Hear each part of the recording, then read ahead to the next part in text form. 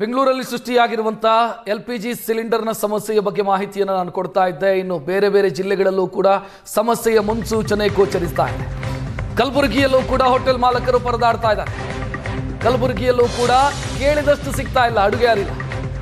ನಿನ್ನೆ ಒಂದೇ ಒಂದು ಸಿಲಿಂಡರ್ ಸಿಕ್ಕಿಲ್ಲ ಅಂತ ಮಾಲಕರು ಹೇಳ್ತಾ ಇದ್ದಾರೆ. ಜಿಲ್ಲೆಯಲ್ಲಿ ಒಂದು ದಿನಕ್ಕಾಗುವಷ್ಟು ಮಾತ್ರ ಗ್ಯಾಸ್ ಸಿಲಿಂಡರ್ಸು ಸ್ಟಾಕ್ಸ್ ಇದಾವೆ. ಪೂರೈಕೆ ಆಗದೇ ಇದ್ರೆ ನಾಳೆಯಿಂದ ಹೋಟೆಲ್ಗಳನ್ನು ಬಂದ್ ಮಾಡುವಂತ ಸ್ಥಿತಿ ಬರುತ್ತೆ ಅಂತ ಮಾಲಕರ ಸಂಘದ ಜಿಲ್ಲಾಧ್ಯಕ್ಷ ನರಸಿಂಹ ಮೆಂಡನ್ ಈ ಮಾಹಿತಿಯನ್ನು ಹಂಚಿಕೊಂಡಿದ್ದಾರೆ. ಕಲಬುರಗಿಯಲ್ಲೂ ಕೂಡ ಸ್ಥಿತಿ ವಿಕೋಪಕ್ಕೆ ಹೋಗ್ತಾ ಇದೆ. ಒಂದು ದಿನಕ್ಕಾಗುವಷ್ಟು ಸ್ಟಾಕ್ ಇದೆ ಇಡೀ ಡಿಸ್ಟ್ರಿಕ್ಟ್ ಅಲ್ಲಿ. ಒಂದು ವೇಳೆ ಬರದೇ ಇದ್ರೆ, ಗ್ಯಾಸ್ ಸಿಲಿಂಡರ್ ಬರದೇ ಇದ್ರೆ ನಾವು ಕೂಡ ಬಂದ್ ಮಾಡುವಂತ ಸ್ಥಿತಿ ಬರುತ್ತೆ ಅಂತ.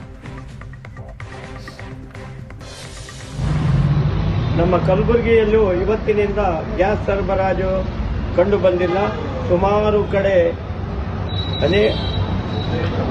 ಬೇರೆ ಬೇರೆ ಗ್ಯಾಸ್ ಡೀಲರ್ಗಳು ಇವತ್ತು ನಮಗೆ ಗ್ಯಾಸ್ ಸಪ್ಲೈ ಕಲಬುರಗಿ ಹೋಟೆಲ್ ಮಾಲೀಕರಿಗೆ ಕೊಟ್ಟಿಲ್ಲ. ಇವತ್ತಿನ ದಿನ ಹಾಗೂ ನಾಳೆ ಒಂದು ದಿನ ನಾವು ಕಲಬುರಗಿ ಹೋಟೆಲ್ಲು ನಡೆಯುವಂಥ ಪರಿಸ್ಥಿತಿ ಇದೆ. ನಾಡಿದ್ದು ನಾವು ಕಲಬುರಗಿ ಎಲ್ಲ ಹೋಟೆಲು ಬಂದ್ ಮಾಡುವಂಥ ಪರಿಸ್ಥಿತಿ ಇದೆ. ಇದಕ್ಕೆ ಕೇಂದ್ರ ಸರ್ಕಾರ ಮತ್ತು ರಾಜ್ಯ ಸರ್ಕಾರ ಎಚ್ಚೆತ್ತುಕೊಂಡು ನಮ್ಮ ಹೋಟೆಲ್ ಉದ್ಯಮದ ಕಡೆ ಗಮನ ಹರಿಸಬೇಕಂತ ನಾವು ಕಲಬುರಗಿ ಹೋಟೆಲ್ ಬೇಕರಿ ವಸತಿ ಗ್ರಾಮ ಮಾಲೀಕರ ಸಂಘದ ಪರವಾಗಿ ಮೆಂಡನ್ ಅವರು ಹೇಳಿಕೊಂಡಿರುತ್ತೇನೆ.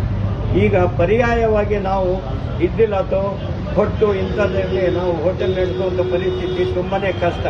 ಅದರ ಪರ್ಯಾಯವಾಗಿ ಮಾಡಬೇಕಾದ್ರೆ ಕೆಲವೇ ದಿನಗಳು ಬರಬೇಕಾಗುತ್ತದೆ. ಸುಮಾರು 10-15 ದಿನ ಹಿಡಿಯುತ್ತದೆ. ಈ ಅಡಿಗೆ ಕೋಣೆಯನ್ನು ಸಂಪೂರ್ಣವಾಗಿ ನಾವು ಬದಲಾವಣೆ ಮಾಡಬೇಕಾಗುತ್ತೆ. ಆದ್ದರಿಂದ ಸರ್ಕಾರ ನಮಗೆ ಕೊಡುವಂಥ ಗ್ಯಾಸ್ ಸಿಲಿಂಡರ್ ಅನ್ನು ಡೀಲರಿಗೆ ಆದಷ್ಟು ಬೇಗ ಕೊಡುವಂಥ ವ್ಯವಸ್ಥೆ ಆಗಲಿ ಅಂತ ನಾನು ಸರ್ಕಾರದ ಮುಖಾಂತರ ಹಾಗೂ ಕಲಬುರಗಿ ಹೋಟೆಲ್ ಬೇಕರಿ ವಸತಿ ಗ್ರಾಮ ಮಾಲೀಕರ ಮುಖಾಂತರ ಕೇಳಿಕೊಳ್ಳುತ್ತೇನೆ.